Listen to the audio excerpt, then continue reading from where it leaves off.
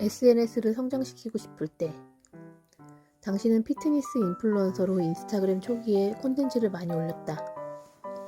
팔로워 100만 명을 확보했고 당신만의 커뮤니티를 키울 수 있었다. 그 후 단백질 보충제와 운동복을 판매하며 사업도 성공시켰다. 하지만 최근 몇 년간 성장세가 눈에 띄게 줄어들었고 사업도 부진한 편이다. 팔로워 100만 명까지는 빠르게 도달했지만 몇 년이 지났는데 아직도 170만 명을 넘기지 못하고 있다. 어떻게 해야 할까? 2015년부터 2021년까지 우리는 여러 가지 새로운 현상을 목격했다. 1. 팟캐스트 시장의 급격한 성장. 2. 인플루언서 마케팅의 발전. 3. 틱톡, 클럽하우스 같은 새로운 플랫폼의 등장. 2015년에 인스타그램에서 100만 팔로워를 지녔다면 누가 뭐래도 영향력이 가장 큰 사람에 속한다. 그 정도 위치라면 새로운 비즈니스와 연결될 기회가 많았고 팔로워들을 다른 채널로 유입할 수도 있었을 것이다. 유튜브나 틱톡 등 새로운 SNS 채널에 커뮤니티를 만들고 클럽하우스의 초기 스타가 될 수도 있었다. 그런데 이 시나리오를 보면 오래전 한 번의 성공에 만족하고 안주하는 듯한 느낌이 든다. 이때 필요한 건 친절함과 겸손함을 잘 활용하는 것이다. 성공을 얻는 과정에서 만난 사람들에게 친절한 태도를 잊지 않았다면 그 친절함이 꼭 필요한 도움으로 돌아올 수도 있다. 지난 6년간 사업이 쭉쭉 뻗어나가지 못하고 정체되었을 때 후발주자가 5만에서 500만 팔로워까지 폭발적으로 성장하는 모습을 지켜봤을 것이다. 그리고 500만 명으로 성장한 인플루언서가 초보였을 때 당신이 나눠준 팁과 친절을 기억한다면 그와 함께 새로운 파트너십을 맺을 수 있는 좋은 기회가 생길지도 모른다. 이처럼 친절함과 겸손함은 자신에 대한 실망과 아쉬움을 줄여줄 것이다. 약점을 제대로 알고 자신이 애초에 크게 특별한 존재가 아니라는 것을 인정한다면 다른 사람들이 더 큰 성공을 이룰 때 낙담할 이유가 없다. 기회가 왔을 때 전력을 기울이지 않았다는 사실을 받아들이면 남 탓할 이유가 없다. 인스타그램에 집중하기로 선택한 건 자기 자신이다. 지난 6년 동안 그랬듯이 앞으로 6년 동안 또 모든 결정은 자신이 내릴 것이며 그 결과도 본인에게 달려있다. 이 시나리오에서 알 수 있는 건 책임감을 가지면 모든 일이 긍정적으로 변하고 자신에게도 타인에게도 친절할 수 있다는 것이다. 기세 좋게 출발했던 처음에 비해 지금 좀 주춤한 건 사실이지만 늦지 않았다. 엄청난 결과를 만들어낸 것도 아직 유효하다. 170만 팔로워를 모으는 건 결코 쉽지 않은 일이다.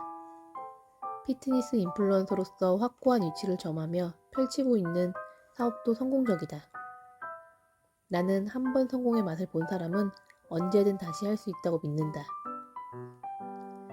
인스타그램은 모델과 피트니스 전문가들이 운동 후 변화된 몸과 그 결과를 자랑할 수 있는 가장 좋은 시각적인 콘텐츠 중심의 플랫폼이다. 당신이 직접 모델로 나서서 건강한 몸과 복근을 자랑할 수도 있다. 그래서 어쩌면 첫 100만 팔로워를 비교적 쉽게 모았을 수도 있다.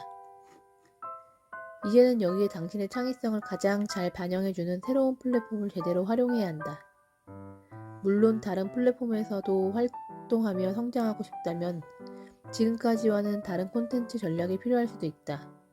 특히 유튜브나 틱톡, 클럽하우스는 운동과 몸매 유지와 관련된 지식을 공유할 수 있는 능력이 추가로 필요하다.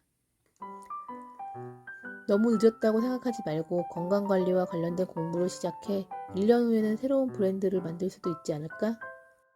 혹은 기업 대상 피트니스 전문가로 탈바꿈해 모든 직원이 활용할 수 있는 PT 프로그램을 개발하여 기업들로부터 매달 1,000만 원씩 받을 수도 있을 것이다.